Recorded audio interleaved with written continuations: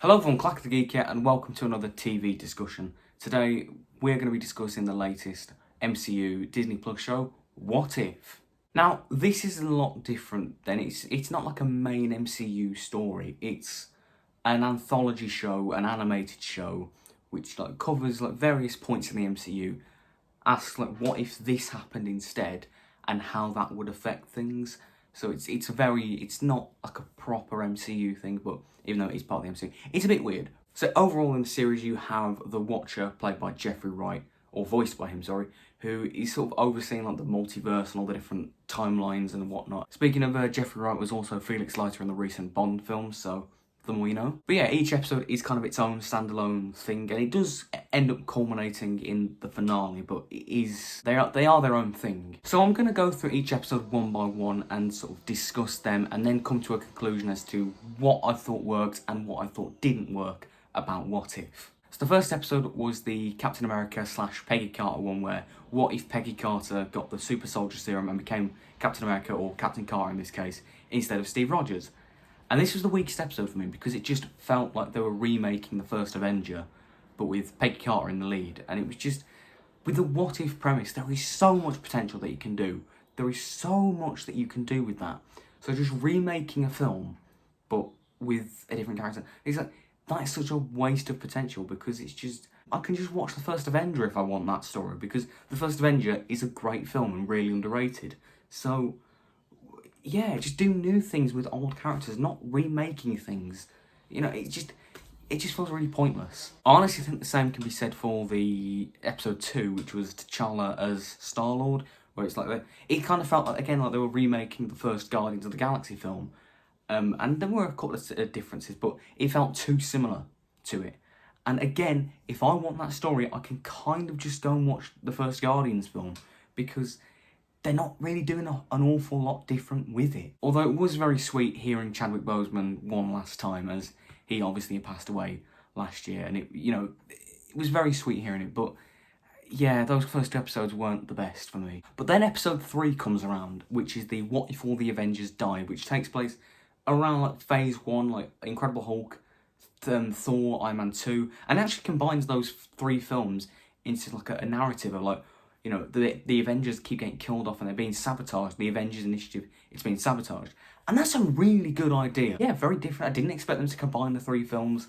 And it was a really interesting, intriguing, and yeah, it was a great story. And this is what I wanted, What If to be. Episode 4 was the Doctor Strange one, where it's what if he lost his heart? Spoilers here. It focuses on his girlfriend and, the car crash that he was in, and his girlfriend dies, and it's he's trying to reverse time so much that he ends up just destroying his universe, basically. And it's heartbreaking stuff. It's so impactful. It's so dark and bleak as well, the ending. He's just, there's no happy ever after. He's just trapped in this, he's just trapped, and it's so dark, and it's the best episode in the series for my money. Episode 5 as well was a brilliant one, because it was really telling its own original story. It took a couple of cues from a couple of other films, I think Ant-Man and the Wasp, but overall it was the zombies one, and it was just telling its own unique story. And it was a great story, a great zombie story, and it was quite graphic for Marvel, actually. I thought there was some stuff that I was surprised they got away with, but it was really good and really effective.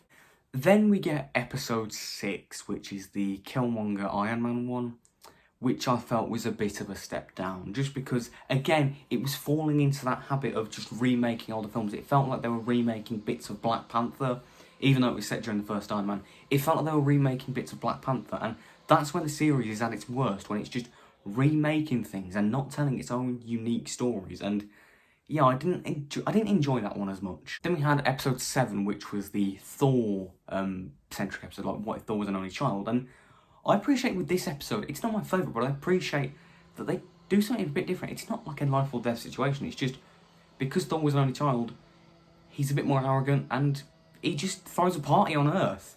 It's as simple as that.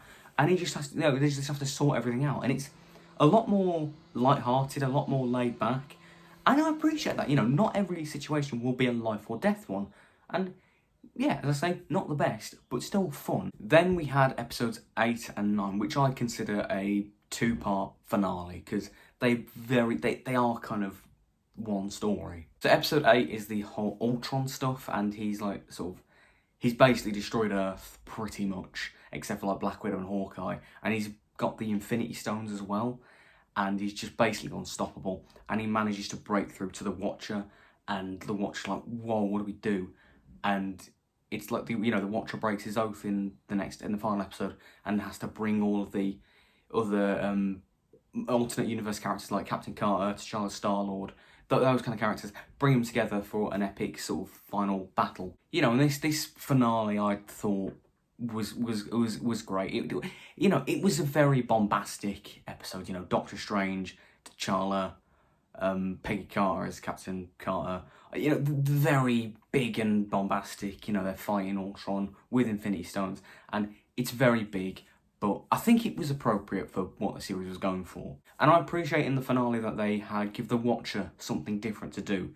And yeah, it was just a great finale. So overall, I thought What If was a really fun series. I do still prefer WandaVision and Loki, but I mean, I can't really judge Falcon and Winter Soldier because I still haven't seen it. But What If was a very solid, fun time and very unique, nice, quirky, novel idea.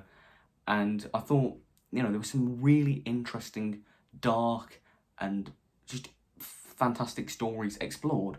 And where the series was at its weakest was when it was just remaking older films, because it was like, there's so much you can do with that what if idea. Do something new with it, like episode 4 did, 3 did, 5 did. I just really enjoyed it, and I would recommend it. So that's the end of the video. What are your thoughts on What If? Let me know in the comments below.